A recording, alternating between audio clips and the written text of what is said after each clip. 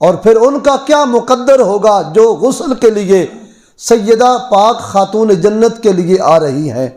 اور یہ اعزاز شاید اسی لیے تھا کہ کل لوگ فتنہ ڈالیں گے اور میں گویاں کریں گے کہ سیدہ پاک ابو بکر صدیق پر ناراض تھیں۔ نہیں، حضرت خاتون جنت نے اپنے غسل کے لیے ابو بکر صدیق کی بیوی کو بلا کے بتا دیا، ایک لمحے کے لیے خاتون جنت ابو بکر صدیق پر ناراض نہیں ہے، نہ ان پر ناراض ہوں، نہ ان کے خاندان پر ناراض ہوں۔ حضرت سیدنا ابو بکر صدیق رضی اللہ تعالی عنہ مردوں میں سب سے پہلے اسلام لانے والے ہیں، اور آپ کا نام صدیق بھی آپ کا لقب ہے اور عتیق بھی آپ کا لقب ہے۔ میرے حضور مفتی احمد یار خان صاحب نعیمی رحمۃ اللہ تعالی علیہ سے پوچھا گیا عتیق کیوں کہتے ہیں؟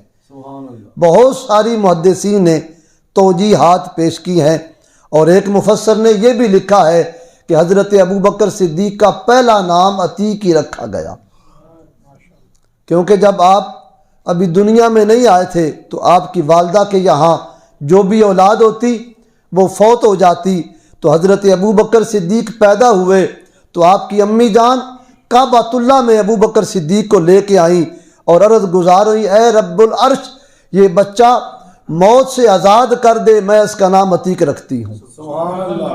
تو پھر ابو بکر صدیق کو اس طرح موت نہیں آئی جس طرح پہلے بچوں کو موت آ جایا کرتی تھی۔ حضرت مفتی احمد یار خان صاحب نعیمی رحمۃ اللہ تعالی علیہ نے لکھا ہے کہ عتیق آپ کو کیوں کہا گیا، سنیے۔ فرماتے آپ رقیق القلب تھے اور مسلمانوں پہ بڑے ہی رحم دل شفیق تھے، مہربان تھے۔ کسی مسلمان کی تکلیف حضرت ابو بکر صدیق کو گوارا نہ ہوتی۔ مکے کے لوگ مسلمانوں کو اذیتیں دیتے، تکلیفیں دیتے، ان میں بنو امیہ حضرت بلال رضی اللہ تعالیٰ عنہ کو بہت زیادہ تکلیف دیتا، اور بھی بہت سارے اصحاب جو تکلیف میں مبتلا تھے۔ حضرت سیدنا ابو بکر صدیق نے بلال سمیت کتنے اصحاب کو غلامی سے آزاد کروایا، تو رحمت عالم نے فرمایا ابو بکر تم تو عتیق ہو گئے ہو۔ سبحان اللہ۔ یعنی آزاد جہنم سے آزادی کا پروانہ حضرت ابو بکر صدیق کو دیا گیا، اور آپ کا لقب صدیق بھی ہے۔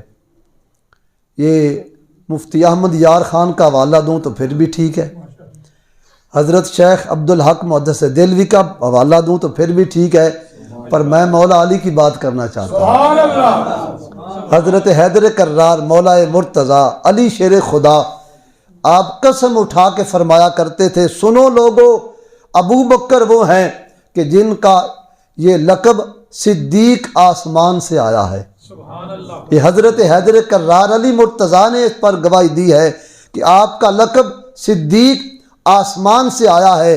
پتہ چلا کہ عتیق بھی رسول پاک نے فرمایا ہے اور صدیق بھی حضور کی زبان سے حضرت علی مرتضیٰ نے بیان کیا۔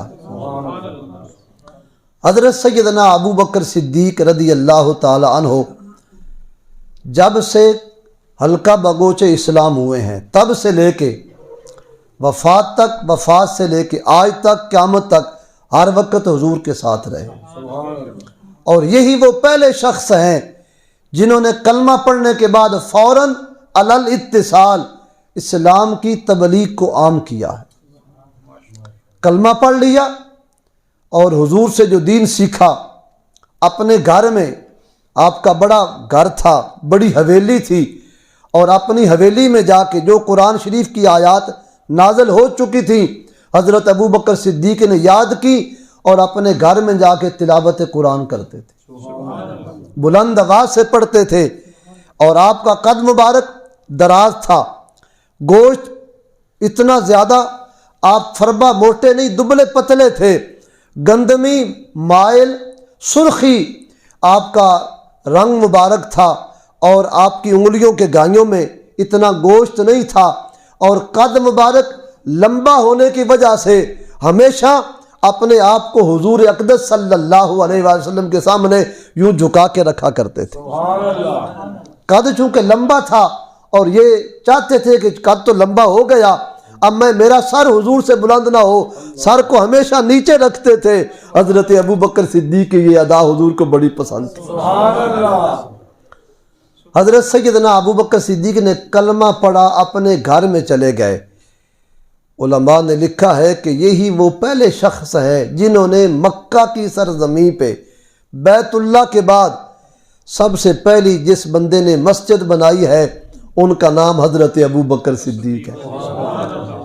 اب سوال پیدا ہوتا ہے کعبہ جو ہے ایک مسجد حرام، تو پھر مسجد کی کیوں ضرورت پڑ گئی؟ اور یہ حضرت ابو بکر صدیق واحد ہیں کہ جنہوں نے مکہ کی سرزمین پہ کعبۃ اللہ کے بعد مکے کے پڑوس میں ہی جو دوسری یعنی پہلی مسجد بنائی ہے کعبے کے بعد، اپنے گھر کے سین میں وہ حضرت ابو بکر صدیق ہیں۔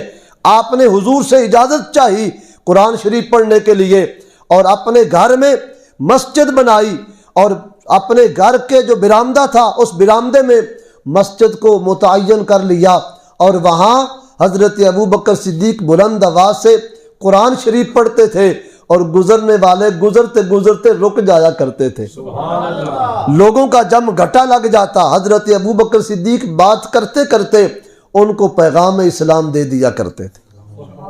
اور آپ چونکہ تاجر تھے، لوگوں کی ضروریات پوری فرمایا کرتے تھے، تو لوگ اپنی ضرورت کے پیش نظر آپ کی خدمت میں آتے، تو حضرت ابو بکر صدیق جہاں لوگوں کی دنیاوی ضرورتیں پوری فرماتے، وہاں ان کی ایک دینی ضرورت پوری کرتے ہوئے ان کو دین اسلام کی تبلیغ بھی فرما دیا کرتے۔ حضرت سیدنا ابو بکر صدیق رضی اللہ تعالیٰ عنہ، آپ کی تبلیغ کا اثر یوں ہوا کہ آپ نے جب اسلام کی تبلیغ شروع فرمائی تو بڑے بڑے جلیل القدر جو عشرہ مبشرہ صحابہ ہیں، ان میں سے زیادہ تر وہ لوگ جو عشرہ مبشرہ بننے کا شرف پا گئے، وہ سارے کے سارے وہ ہیں جو حضرت ابو بکر صدیق کی تبلیغ سے متاثر ہو کے حلقہ بگوش اسلام ہوئے۔ خلیفہ سوم حضرت سیدنا عثمان غنی رضی اللہ تعالیٰ عنہ 6 نمبر پر اسلام قبول کرنے والے ہیں۔ آپ سے پوچھتے ہیں تو حضرت عثمان غنی بھی فرماتے ہیں کہ جب میں اسلام میں داخل ہوا ہوں تو یہ میرا نہیں کمال، یہ حضرت ابو بکر صدیق کا کمال ہے۔ ان کی تبلیغ سے متاثر ہو کے حضرت ابو بکر صدیق نے جو تبلیغ کی ہے، حضرت عثمان غنی اس تبلیغ سے متاثر ہو کے اسلام میں داخل ہوئے۔ حضرت سیدنا ابو بکر صدیق رضی اللہ تعالیٰ عنہ ہمیشہ ہر وقت حضور کے ساتھ رہتے، کوئی بھی ایسا وقت نہیں آیا کہ جب حضور کے ساتھ نہ ہوئے ہوں۔ ہر وقت